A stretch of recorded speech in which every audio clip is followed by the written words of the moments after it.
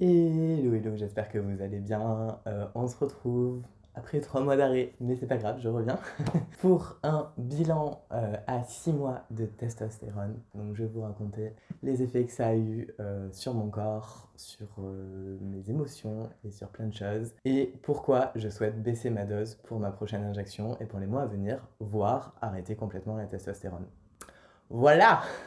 Je vais commencer rapidement par les effets sur mon corps. Je vous mettrai une sorte de sommaire pour aller plus vite si vous préférez. Du coup, sur mon corps, le premier effet qui est venu, c'est clairement la voix. C'est-à-dire que ma voix a beaucoup baissé. Je vais vous mettre un enregistrement d'il y a quelques temps, d'avant la testostérone, et vous verrez la différence. Hello, hello, j'espère que vous allez bien. Depuis ma dernière vidéo YouTube, j'ai fait... Même moi, le matin, ça m'arrive d'être surpris par ma voix, genre qui est méga grave, et de dire des trucs, enfin surtout genre le matin où elle est plus grave, de dire genre, ok, c'est sorti de moi ça, bon.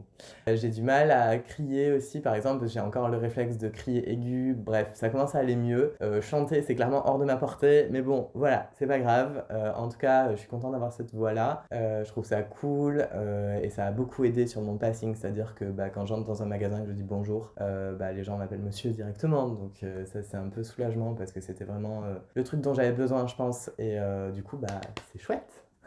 Deuxième truc qui est arrivé très vite, c'est le diclite. Donc c'est le clitoris qui grandit sous l'effet de la testostérone. Bon, c'est rien de... Voilà, c'est juste ça me faisait vraiment peur parce que ça touchait un truc méga intime et j'avais peur de perdre mes repères et tout.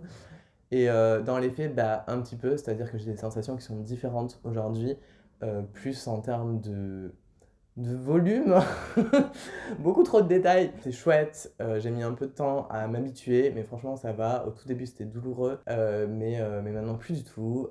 Tout va bien, j'ai toujours des orgasmes, tout ça, c'est chouette, tout va bien.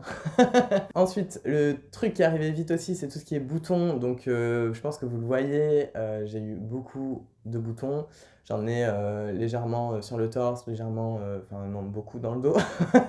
Voilà. Ça c'est pas génial, mais c'est la vie. Normalement, ça s'atténue au bout d'un certain temps.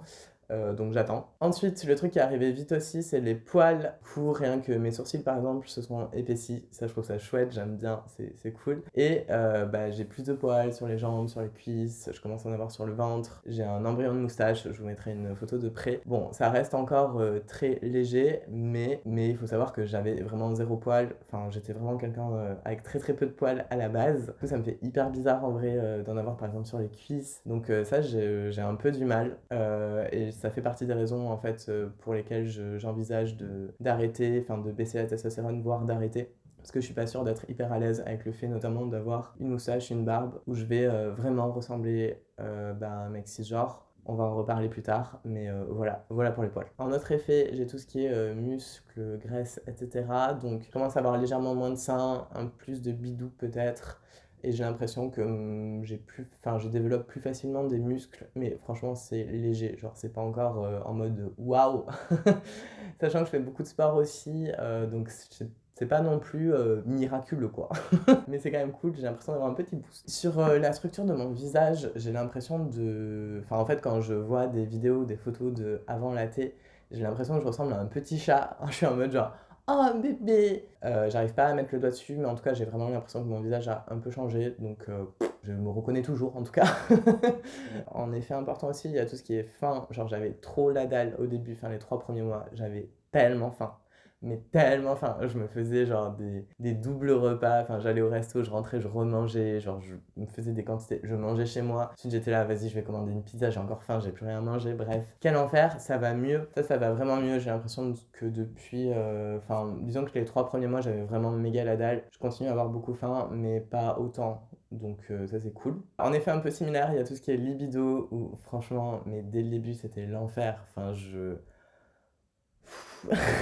ma collection de jouets a légèrement augmenté, voilà. On fait comme on peut.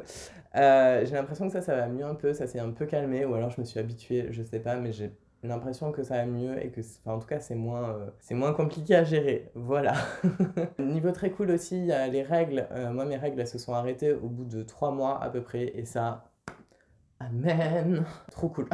En termes émotionnels, je me suis rendu compte que j'étais beaucoup plus stable émotionnellement, c'est-à-dire que j'ai moins de up and down en termes émotionnels, qui franchement est appréciable. J'apprécie de plus me mettre à pleurer quand je suis fatiguée. Enfin, ça m'arrivait tout le temps avant de faire, je sais pas, une journée de merde, d'être fatiguée, de me mettre à pleurer en mode oh la vie elle est trop nulle, bouh, j'en ai marre. Ça m'arrive plus en fait, genre depuis le début de mes injects, j'ai pas fait une seule fois où j'ai pleuré en mode oh je suis fatiguée, blabla. Enfin, à chaque fois que j'ai pleuré, et j'ai pleuré que quelques fois, c'était vraiment pour des trucs hyper spécifiques qui m'avaient touché émotionnellement et où vraiment voilà. Et deuxièmement, les larmes aussi ont plus de mal à arriver, c'est-à-dire que ça m'est arrivé de faire un câlin à une amie qui pleurait et j'étais là genre oh, j'ai envie de pleurer, enfin émotionnellement je connectais avec elle et j'avais envie de pleurer aussi et juste les larmes elles venaient pas quoi et j'étais là genre qu'est-ce qui se passe, c'est bizarre.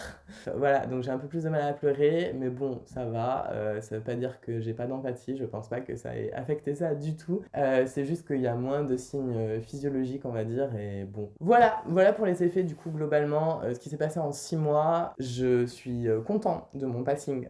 C'est-à-dire qu'au bout de 2-3 mois, tout le monde s'est mis à m'appeler monsieur globalement dans la rue et quand je connais pas des gens.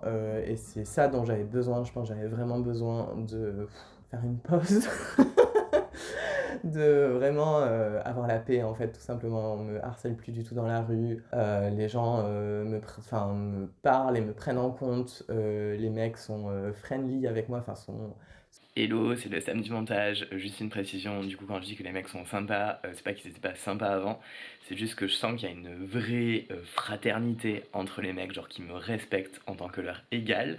Genre, on m'appelle frère, on m'appelle bro, on m'a même appelé chef, s'il vous plaît.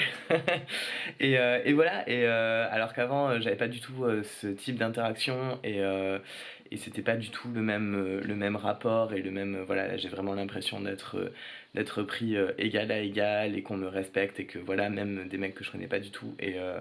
Putain, ça c'est génial. et ça fait du bien et voilà et c'est pas juste et c'est pas cool mais bordel j'en profite. Voilà. La question que vous allez me demander, c'est pourquoi j'ai envie d'arrêter, du coup, si tout se passe bien. Donc, je reprécise que je suis une personne non binaire. J'ai commencé la testostérone parce que j'étais au bout du roule en tant que, enfin, d'être perçue en tant que femme, et j'en pouvais plus. Enfin, j'étais hérissée par tous les comportements que je pouvais avoir, notamment dans la rue. Bon, encore moi du coup. Je parle beaucoup de la rue, mais en vrai, il n'y a pas que ça. C'est aussi, par exemple, avec mes potes, on me fait beaucoup moins de compliments sur mon physique. On va moins me dire ah, t'es trop belle, ah, cette robe elle te va bien, blablabla. Ce genre de choses, ou t'as l'air fatigué si t'es pas maquillé, ou c'est quoi ces poils, ou ce genre de trucs. Bref, il y a énormément de choses liées à la féminité. C'est pas du tout que dans la rue, c'est aussi dans mes interactions avec les gens globalement.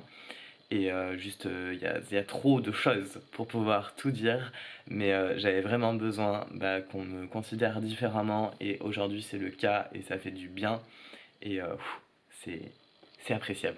Donc, j'ai l'impression d'avoir un peu, d'aller mieux pour ça. Je suis plus du tout, enfin, ma santé mentale va beaucoup mieux. Je me dis que si je reste comme je suis là aujourd'hui, parce que les effets qui sont irréversibles, c'est notamment la voix, et je pense que ma voix joue beaucoup dans l'histoire, je suis confortable en fait. Par exemple, je pense que je veux pas faire de mammectomie actuellement. Bon, on verra l'été, ça sera probablement plus compliqué. Mais en tout cas, là, je mets quasiment jamais de binder et je suis confortable avec ça. Dans la rue, ça se voit pas. Mes potes, ils s'en foutent. Enfin, voilà, et c'est cool. Confortable, en fait, là où je suis actuellement. Et du coup, j'ai pas envie d'aller plus loin, entre guillemets. J'ai un peu peur de me mettre à avoir de la barbe, de me mettre à avoir des poils et surtout de ressembler à un mec cis, en fait. Parce qu'aujourd'hui, oui, globalement, on me prend pour un homme, mais je sais que je ressemble pas vraiment à un mec cis non plus. Et c'est bien, enfin, j'aime bien être dans une sorte d'entre-deux, plutôt vers le masculin parce que c'est confortable, mais de rester dans une sorte d'entre-deux et de pas juste avoir une énorme barbe. Bon, je sais que je focalise beaucoup sur la barbe. J'ai pas envie de ressembler vraiment à un mec, j'en suis pas un en fait, pas l'ambition d'en devenir un, non, non plus. En effet, cool aussi, je me permets, je pense, d'aller vers des choses codées comme féminines parce que je suis plus confortable et de me permettre, par exemple, de, je sais pas, de faire du twerk, de potentiellement porter des trucs perçus comme féminins, comme du maquillage, des choses comme ça, je me permets de le faire parce que je me sens confortable dans mon passing et j'ai pas peur d'être genre au féminin et d'avoir tous les comportements qui potentiellement sont associés. J'en profite, plus ça va, plus je me dis que je suis confortable en fait fait avec les 3 pronoms, donc il, elle et yel. Aujourd'hui, je demande aux gens d'utiliser yel ou il, mais plus ça va, plus je me dis que dans les milieux où je me sens safe, dans les milieux queer, bah en fait ça change rien, enfin c'est un pronom, ça veut rien dire, de toute façon je suis pas un mec, je suis pas, enfin ça a pas de sens. Donc ça me va aussi qu'on m'appelle elle, c'est juste que dans les milieux classiques normés, bah si on me dit elle, j'ai peur de subir du sexisme en fait, tout simplement, et du coup je préfère utiliser il avec les gens, cis hétéro, tout ça, tout ça. Là, du coup, j'ai décidé, alors avec une gynécologue qui est formée sur les traitements hormonaux, j'ai décidé de diviser ma dose de testostérone en deux, donc de prendre une demi-ampoule à partir de maintenant et pour les 3 prochains mois. On va faire un bilan sanguin dans 3 mois pour voir comment mon corps réagit. Je peux très bien dans 3 mois lui dire, en fait, finalement, je veux retourner à une ampoule entière, ou finalement, je veux arrêter totalement, ou on continue comme ça. C'est un peu de l'expérimentation, je suis assez partagée, j'ai envie de continuer à prendre de la thé parce que ça a arrêté mes règles et ça c'est méga chouette. Musculairement, je trouve ça cool. Le côté stabilité émotionnelle. J'ai pas envie, par contre, d'être à la full dose parce que j'ai pas envie d'avoir des poils de visage trop vite. J'ai envie de pouvoir les voir arriver s'ils arrivent, de prendre la décision d'arrêter si je suis pas confortable avec ça. Et parce que pour le coup, les poils c'est définitif. Et voilà, donc on expérimente, on voit. Et puis voilà, de toute façon, c'est mon corps. Je fais ce que je veux avec. Voilà. Je vais répondre du coup aux questions que vous m'avez posées sur Instagram. Bon, beaucoup de questions sur pourquoi je veux baisser la taille, mais ça, du coup, j'ai répondu. Alors, on peut être sous-T toute sa vie. Si on arrête, les effets ne restent pas. Donc, effectivement, il y a des effets qui sont réversibles et des effets qui sont irréversibles. Dans les effets irréversibles, notamment, il y a la voix, les poils, je crois que c'est tout, et l'udiclite. Voilà. Le reste, c'est réversible. On m'a posé la question au niveau de la souffrance. Où en es-tu? Franchement ça va, hein. Avant de commencer la thé, je pense que j'étais vraiment en souffrance pour le coup. Je pense que j'étais vraiment pas bien et j'en avais besoin de cette transition hormonale et de cette transition tout court. J'en avais vraiment besoin pour ma santé mentale et ça m'a fait du bien et je regrette absolument pas où je suis. Si c'était à refaire, je le ferais mais 400 fois. Et c'est cool et oui, ça m'a apporté beaucoup de confort au quotidien, beaucoup de stabilité et de bonheur du coup. Est-ce que ça t'a fait mal? Non, ça fait pas mal. À part le clitoris au début. Au début, il est hyper sensible et ça frotte tout le temps. Mais à part ça, non, ça fait pas mal. Libido, j'en ai parlé. Je pense que j'ai répondu à la plupart des questions. Si vous en avez d'autres, je peux répondre aussi en commentaire, il n'y a pas de souci. En tout cas, je suis très heureux d'avoir fait ça, confortable avec mon corps aujourd'hui et franchement, c'est ce qui compte. Du coup, pour préciser, je suis à une ampoule par mois donc depuis 6 mois, donc j'ai fait 6 injections avec une ampoule entière, dont 2 moi-même, je crois, 3 moi-même. En fait, ce qui s'est passé, c'est qu'à Noël, mon infirmière n'était pas dispo, qui est celle qui me la faisait d'habitude. Du coup, j'ai dû la faire moi-même. La première fois, ça a été un peu dur, psychologiquement, d'enfoncer l'aiguille dans le cucu.